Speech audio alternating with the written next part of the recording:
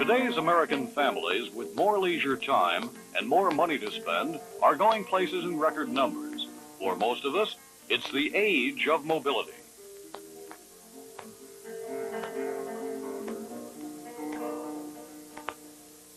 We spend billions of dollars each year on leisure, and whether we live in the city or suburbs, small town or farm, many of us seem to have a preference for the great outdoors.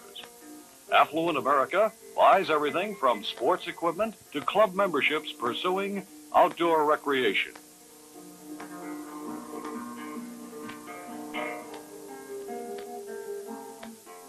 But in our overcrowded cities, with their constant upheaval, dirt, and noise, some children are not so fortunate. They have no place nearby to go and little money to spend. What can they do with their leisure time?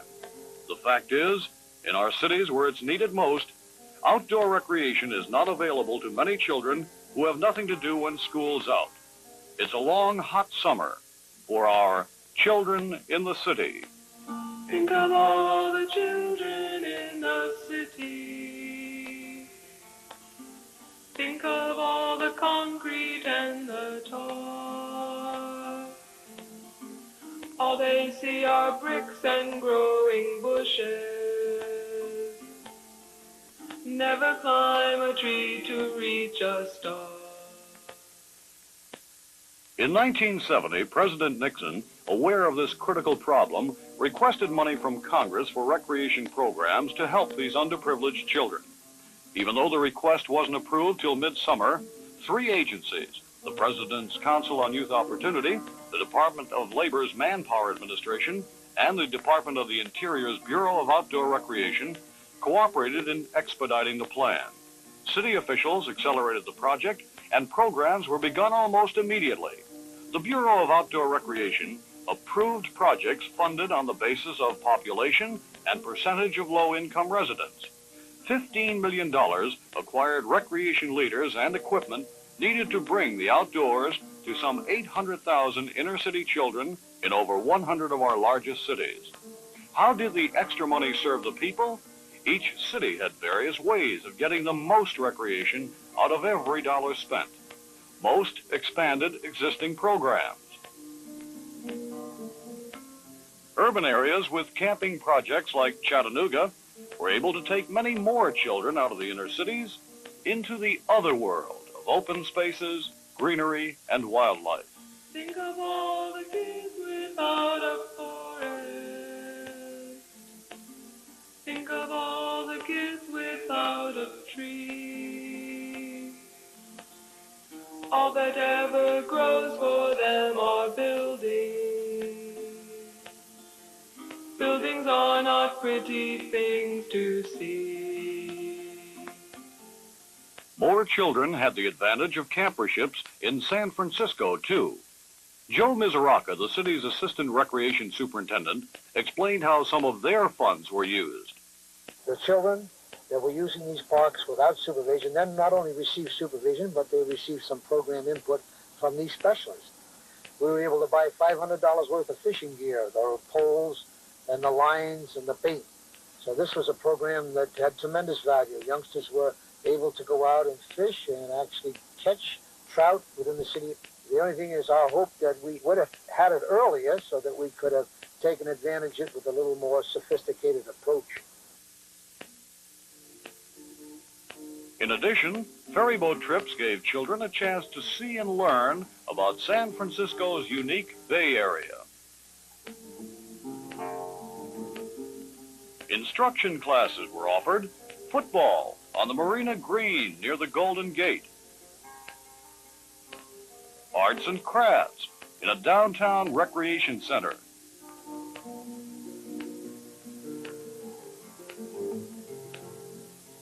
here's where chopsticks are definitely in.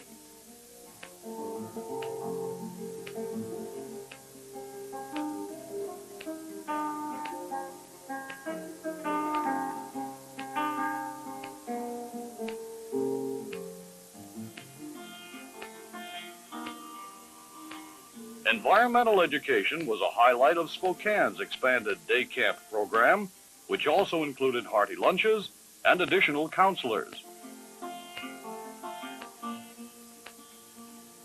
Think of all the children in the city. Think of all the concrete and the tar. All they see are bricks and growing bushes.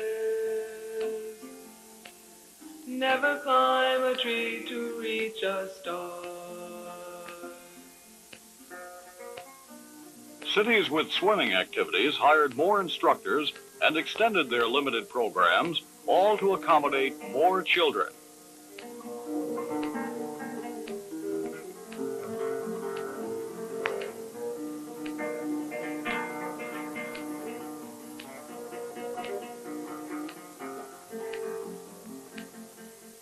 Most of the transportation costs for field learning trips were provided with the extra funds cities received, like this one for Spokane children who went to Fairchild Air Force Base for a look at the various activities of a strategic air command operation.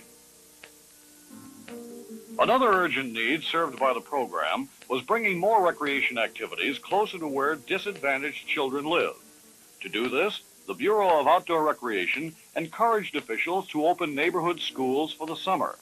This gave the children a chance to learn a variety of skills with emphasis on their individual interests. One city reported opening 13 schools for the summer. In previous years, school vandalism costs there ran as high as $4,500, but in 1970, there was no vandalism reported in these schools. The money saved provided funds for a winter recreation program. Like other volunteers, George Foreman, a top contender for the heavyweight championship, gave some of his time to a Houston recreation center and tells why. I'd like to see a kid introduced to everything there is, and he get a chance to learn whether he liked them or not. A lot of times you don't have the opportunity to even know. I had to leave my hometown and go right across the country to find out about boxing. If I had the opportunity in my hometown, I wouldn't have had to leave. Houston's Recreation Support Program Director, Frank Hernandez, commented on how things would have been without the extra funds. It's obvious that very little would have been done in the form of supervised, organized recreation. There would have been no field trips whatsoever. Houston officials also feel the program was a significant factor in lowering the summer crime rate.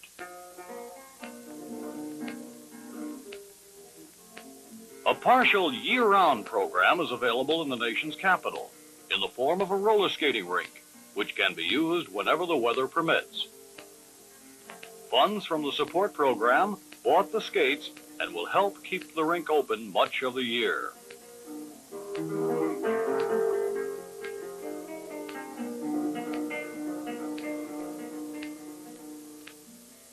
A street shower, something the weatherman can't predict, is a simple but highly effective way of bringing recreation to disadvantaged children.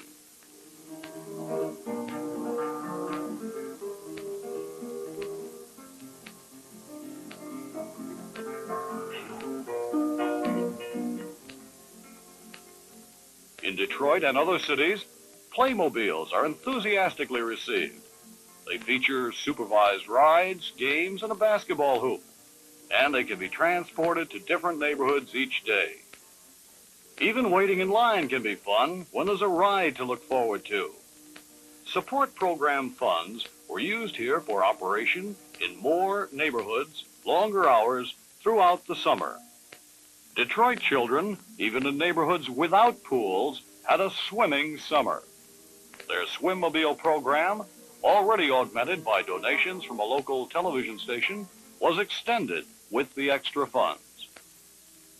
Other areas with larger pools hired more attendants to keep the pools open longer. Some cities have a showmobile program, a truck-drawn stage usually accompanied by a popular local disc jockey.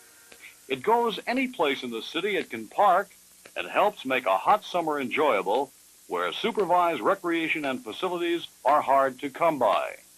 Gene Smith, director of Detroit's program, cites other advantages funds provided. We were able to provide leadership at facilities, which I have now. The psychological advantage of this, especially for black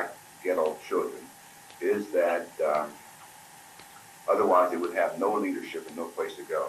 And the feeling of the need for belonging, for protection, for feeling of someone caring for them. There's tangible results met with these children. Philadelphia's energetic athletic program served approximately 70,000 young people in 12 low-income areas. The recreation program helped hire 200 men and women to conduct sport training and clinics. Participants competed in a sports spectacular in August. The special event covered many Olympic contests. Even though the 1970 recreation program was late, it was effective in serving disadvantaged youth, and it accomplished its purposes: to expand existing recreation programs, to make as many recreation opportunities available to underprivileged children as possible, and to provide services, including personnel, transportation, hot lunches, and supplies for recreation activities. Interior Secretary Walter J. Hickel outlines his department's motivations and hopes. As much as people need parks, remember that parks need people, especially children and the sounds of their laughter and play. This is what really brings a park to life. Our green spaces represent a precious resource, but America's young people are our most precious resource, for they are the hope and the promise of tomorrow. We care about children, and helping make their lives more rewarding and gratifying is a responsibility I share willingly. The initial recreation support program was a success. But what about next summer and the summers that follow? The walls have closed in on today's inner city children. Planned recreation is one way out. Think of all the children in the city. Think of all the kids without a tree. Think of all the kids who just see buses. Think of them and then please think of me.